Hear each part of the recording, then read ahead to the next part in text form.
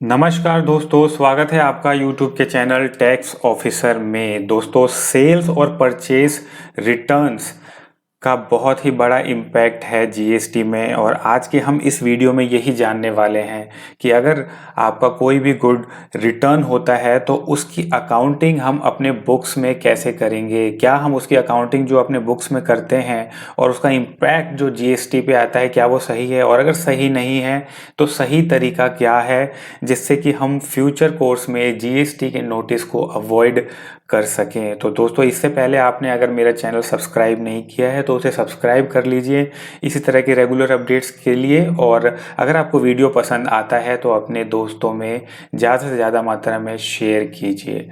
तो दोस्तों, purchase return को आइए समझते हैं। दोस्तों, बिजनेस में दो लोग होते हैं, एक जो कि माल बेच रहा होता है और एक जो माल खरीद रहा होता है, सेलर और बायर, जिसे कि जीएसटी की टर्मिनोलॉजी में हम बोलते हैं सप्लायर और रिसिपिएंट्स। सप्लायर वो होता है जो माल को सप्लाई करता है, बेचता है, और रिसिपिएंट वो होता है जो उसको रिसीव करता है, जो खरीदता है।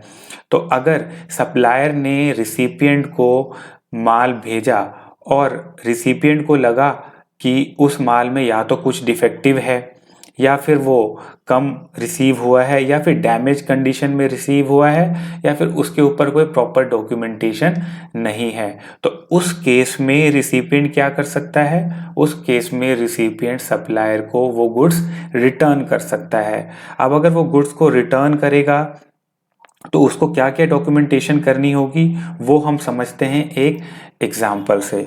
तो दोस्तों, मान लेते हैं कि एक सप्लायर है और एक रिसिपिएंट है। सप्लायर ने रिसिपिएंट को 100 यूनिट्स गुड्स जो हैं वो बेचे हैं और उसका प्राइस मान लेते हैं 10,000, और उस पर एप्लीकेबल जो जीएसटी है वो 5% है। 5% जीएसटी 10,000 पे मतलब 500 रुपये।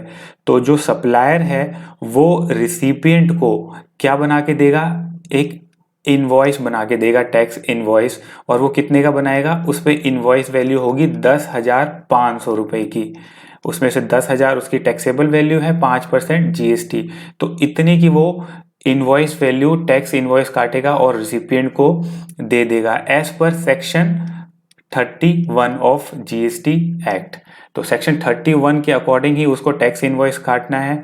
रिसिपिएंट को जैसे ही वो इनवॉइस मिलेगा वो अपने बुक्स में उसका आईटीसी ले लेगा और रिटर्न फाइल करते समय वो आईटीसी अवेल कर लेगा।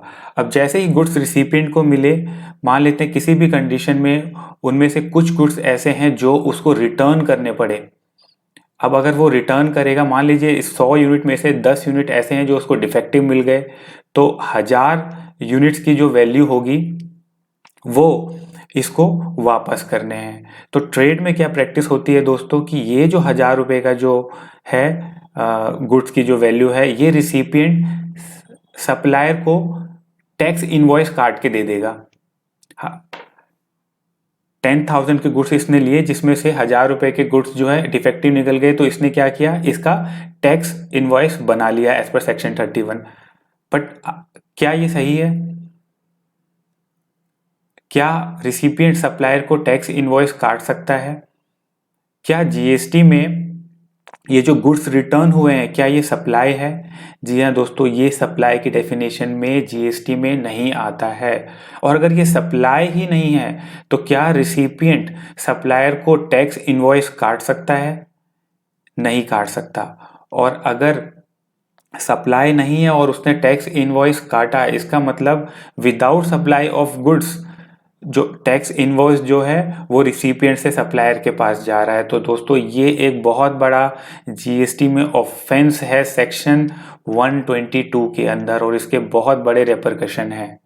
इसलिए ये जो ट्रेड प्रैक्टिस है दोस्तों, ये हमें फॉलो नहीं करनी है। तो आइए जानते हैं करेक्ट मेथड क्या है। तो करेक्ट मेथड के लिए हम सेम एग्जांपल लेते हैं। सप्लायर है, रिसिपिएंट है। सप्लायर ने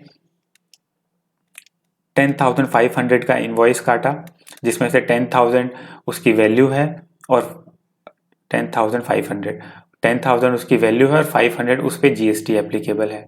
अब रिसिपिएंट ने उसकी एंट्री अपने बुक्स में कर दी और उसका आईटीसी ले लिया। अब अगर गुड्स जो है रिटर्न होते हैं तो सप्लायर क्या करेगा, अपनी आउटपुट जो लाइबिलिटी है वो 10,000 की जैसे ही रिसिपिएंट से सप्लायर के पास गुड्स जाएंगे, और रिसिपिएंट से सप्लायर के पास गुड्स कैसे जाएंगे, रिसिपिएंट को डिलीवरी मेमो बनाना होगा, क्योंकि प्लस ईवे बिल के साथ गुड्स जब जाएंगे तो ईवे बिल बनाना पड़ेगा, लेकिन क्योंकि ये इनवॉइस नहीं बना रहा है तो ये क्या बनाएगा, डिलीवरी मेमो बनाएगा। और जैसे ही गुड्स सप्लायर के पास वापस आ जाएंगे, सप्लायर जो है वो क्रेडिट नोट बनाएगा रिसिपिएंट के नाम एज पर सेक्शन 34 के अकॉर्डिंग ये क्रेडिट नोट बनाएगा और अपनी आउटपुट लाइबिलिटी एडजस्ट कर लेगा 10,000 उतनी लाइबिलिटी।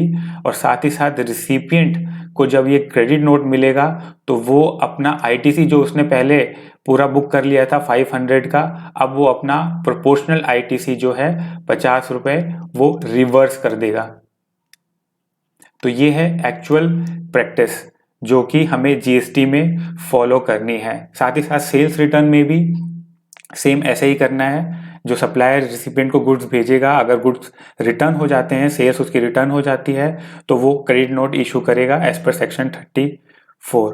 तो ये था दोस्तों बहुत ही इंफॉर्मेटिव वीडियो जो मेरे टैक्स पेयर्स के लिए समझना बहुत ही ज़रूरी था। आशा करता हूँ आपको ये वीडियो पसंद आया होगा। ज़्यादा से ज़्यादा मात्रा में अपने दोस्तों के साथ ये वीडियो शेयर कीजिए और इसी तरह की वीडियो को देखने के लिए इस चैनल को सब्सक्राइब कीजिए। धन्यवाद। जय हिंद।